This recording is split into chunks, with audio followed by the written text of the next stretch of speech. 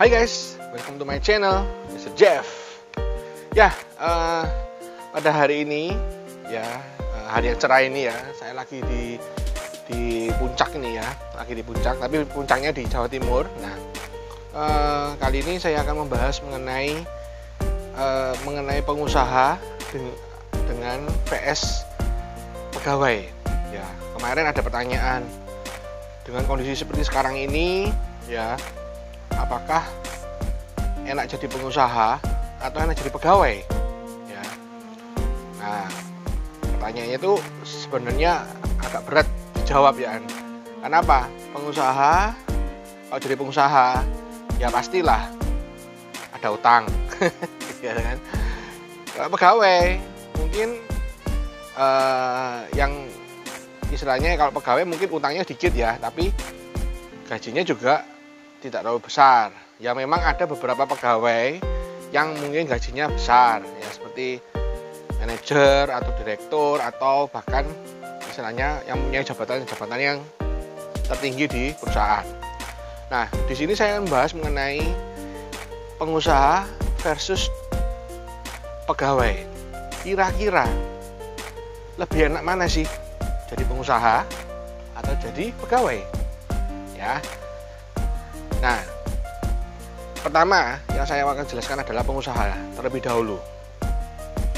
Pengusaha, untuk menjadi pengusaha ya, atau wira swasta lah istilahnya, itu pertama kita harus ada modal ya. Modal ya, entah itu modalnya berapa, 1 juta atau 100 juta atau berapapun modal itu, kita butuh modal untuk mendirikan suatu perusahaan. Nah, itu yang pertama. Yang kedua, kita butuh pegawai. Pasti dong. Ya perusahaan mungkin waktu kecil ya pegawainya mungkin ada 2 atau 1 ya. Nanti setelah berkembang pegawainya itu akan menjadi banyak. Ya bisa 3, bisa 4 dan seterusnya. Ya. Nah, yang ketiga harus ada tempat. Ya, perusahaan harus ada tempat. Jadi ada 3 hal ini. Modal, pegawai, dan ada tempat. Ya, untuk tempat ini kita bisa beli, ya. Bahkan rumah kita sendiri bisa kita jadikan sebagai tempat usaha. Sekarang banyak pengusaha-pengusaha muda itu yang menjadikan rumahnya menjadi tempat usaha. Ya, ininya seperti itu. Tapi ada juga yang nyewa, ada yang juga beli, dan lain sebagainya. Ya, untuk pengusaha awal sih memang biasanya rumah itu dijadikan tempat usaha. Itu untuk awal-awal ya.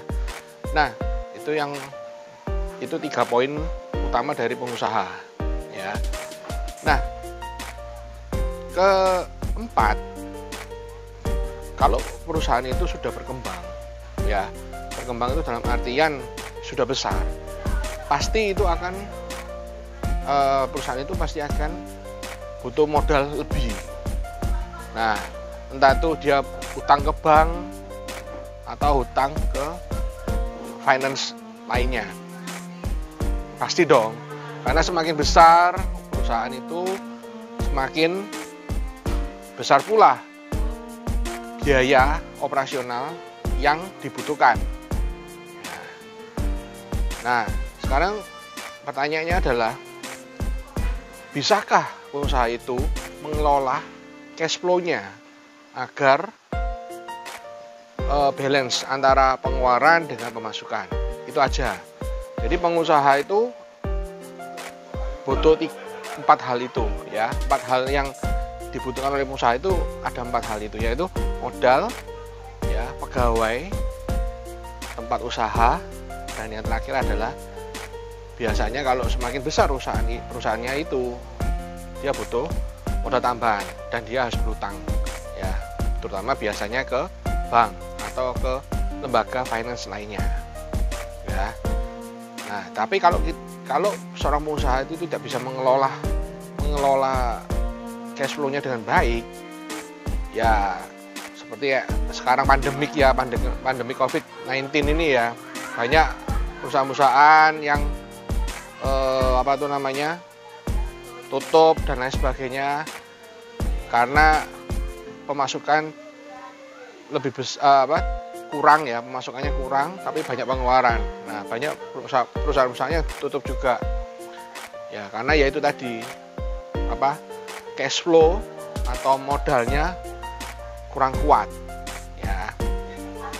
Jadi itu kalau syarat menjadi seorang pengusaha. Sekarang kalau pegawai ya, kalau pegawai sih ya biasanya lulusan S1, lulusan S2 ya kan, atau bahkan ada yang SD, SMP, bahkan SMA, mereka kerja. Tapi ya untuk biasanya ya kalau di perusahaan itu pasti ada tingkatannya. Misalnya SD, SMP, lulusan SMA itu kira-kira gajinya berapa? Taruhlah misalnya 2 juta ya kan. Nah, terus kalau S1 mungkin 3 juta ya. Kalau S2 ini berapa? Atau mungkin ada yang minta UMR ya. Nah, UMR di setiap daerah itu pasti berbeda-beda. Ada yang 4 juta, ada yang 3 juta, ada yang bahkan 5 juta. Nah,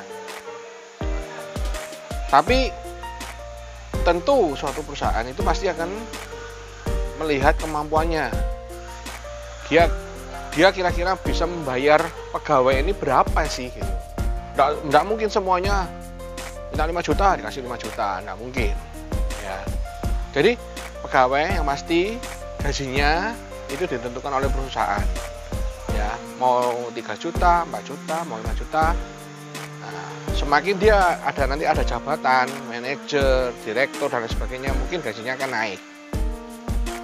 Nah, permasalahannya adalah di sini, walaupun dia jabatannya direktur ya, atau jabatannya dia itu ya taruhlah direktur utama ya istilahnya, atau direktur lah, kita anggap aja direktur lah. Apapun jabatannya dia, setinggi apapun jabatannya di perusahaan itu, gajinya ya segitu. Nah, beda kalau dengan perusahaan. Kalau perusahaan ya, yang punya perusahaan, gajinya ya atau pendapatannya itu ditentukan dari keuntungan dari perusahaan itu. Jadi semakin besar keuntungan perusahaan itu, yaitu pendapatan yang didapat itu ya semakin besar. Nah, apalagi sekarang banyak perusahaan-perusahaan itu mempunyai saham ya. Misalnya pemilik utama misalnya mempunyai saham 55%. Nah, sisanya itu dijual ke pemegang saham lainnya atau ke orang-orang lain. Ya, jadi pengusaha itu pendapatannya sangat besar dibandingkan dengan pegawai. Ya, walaupun pegawainya itu istilahnya di sana kedudukannya itu adalah sebagai direktur. Ya, jadi lebih enak mana? Lebih enak jadi pengusaha atau jadi pegawai? Ya, semua itu adalah pilihan Anda sekalian. Ya, semua itu pilihan Anda sekalian. Saya tidak bisa memberitahukan bahwa enak jadi pengusaha. Ya belum tentu. Karena jadi pengusaha pun problemnya juga banyak. Ya, belum masalah pegawai, belum masalah hutang, belum masalah penjualan gimana. Banyak. Kalau pegawai, dia hanya fokus di pekerjaannya. Jadi dia kerjanya apa, ya itu dia fokus. Ya. Jadi dari pertanyaan tersebut, enak mana? Jadi pengusaha atau jadi pegawai untuk saat seperti sekarang ini? Nah, itu tergantung kalian. Karena kalau menurut saya, ya sebenarnya karena saya pengusaha, lebih enak jadi pengusaha. Ya, karena walaupun banyak utang, tapi ada uang masih ada. Iya kan? Kalau pegawai di PHK, wah bingung, ya kan? Mau kerja apa gitu kan? Bingung, ya kan? Nah, itu kalau menurut saya. Jadi semua itu tergantung dari kalian sendiri. Mau jadi pengusaha, ya oke. Mau jadi pegawai, ya oke. Sembarang, ya. Oke. Kalau ada pertanyaan, bisa nanti bertanya di kolom YouTube saya. Oke? See you. Bye bye.